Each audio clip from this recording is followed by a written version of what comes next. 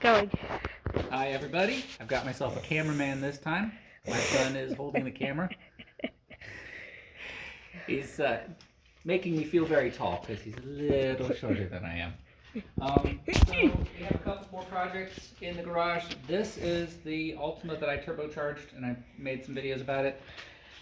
And I cracked a piston, unfortunately. I'll show you how I immediately knew that that's what happened. And then we'll go over what I got to do to replace it and what piston I'm going to use.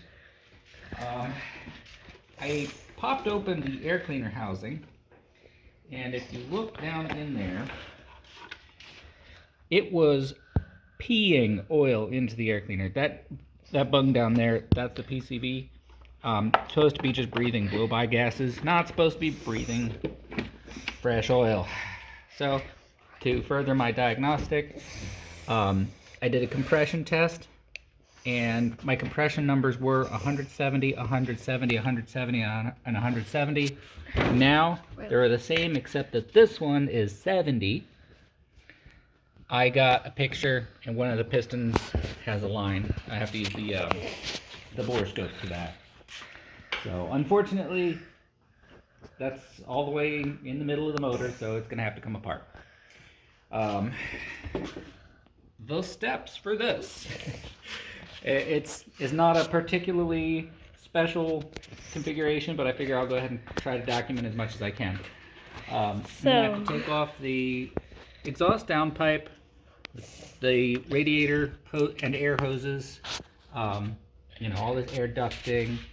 I'll take off the turbo, the lines to the turbo, alternator, water pump. I'll probably leave the AC pump there. I don't think it gets in the way. Fuel rail, intake manifold, and air plenum. That takes the throttle body off with it. Let's see. Valve cover, distributor. I need to lock the camshafts in place. I'm going to take this stuff out of the way so that I have better access to the cam sprockets.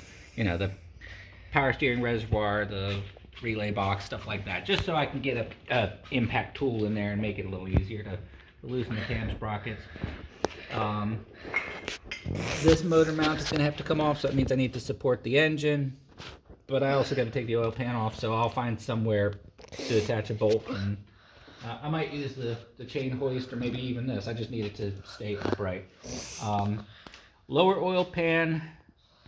I think I have to take off the upper oil. Yeah, I definitely have to take off the upper oil pan. The lower oil pan on this thing is tiny. And then the upper oil pan is, goes up over the frame cross member. It'll be nice to do this because the exhaust manifold is still leaking. You can kind of see some of the schmutz across the edge here. I could never quite get it to seal. So I'll go ahead and take it all off. Make sure I've got myself a nice flat surface and put it all back together. Step one is actually going to be dump the fluids. I got coolant and oil. That sounds fine. Well, I'm not going to just dump them. Save them. Not going to reuse the oil because it's probably got chunks of piston in it. But I do have a couple other problems. What's that? You said fresh oil. Yeah, I need fresh oil. But a couple other issues that I want to try and correct with this. One is, I'm going to put the light on here. Here's my FMU, and the Blocks Racing FMU is basically a copy of the Vortec FMU. Essentially it's the same. I tore them both apart. They don't really seem to have any difference in design or build quality. So I definitely like the Blocks Racing FMU because of the price. But also they put a larger air fitting on here, which I'm going to have to take advantage of. When I'm at low throttle, this doesn't seem to be doing anything. And I think it just doesn't have enough boost physically pushing on it. So what I'm going to do is I'm probably going to take this line that comes off of the fuel pressure regulator off and come off of the brake vacuum, just because it's a larger line. But that I think may have helped contribute to the piston being destroyed. Another problem I have, it's kind of a weird one. I've relocated the battery. Normally it would be here. It's in the trunk. The alternator seems to be cycling back and forth between not charging and charging at about 17 volts. And it's causing some confusion for the computer. Makes my stereo go crazy. I don't know exactly why that's happening. So I think what I'm going to do is put either a fresh line all the way from the battery to the alternator circuit, or maybe, I don't know, a super capacitor or something like that. I'm not sure. But, and then I still have my blow-off valve in this thing. Probably should have done that. Trying my best to keep the camera away from the license plate and the light. Yeah, I got the light off. Okay, let me show you real quick what the pistons look like here too. Me or the viewers? Yeah, okay. Just curious. So, from the other KA24 that I've torn down, this is a standard piston. Now, that top crown there, that is what gets the immediate impact from detonation. And also, although the ring seals the cylinder, most of the energy is going into the top of the crown. This is a DNJ, very inexpensive, eBay special piston.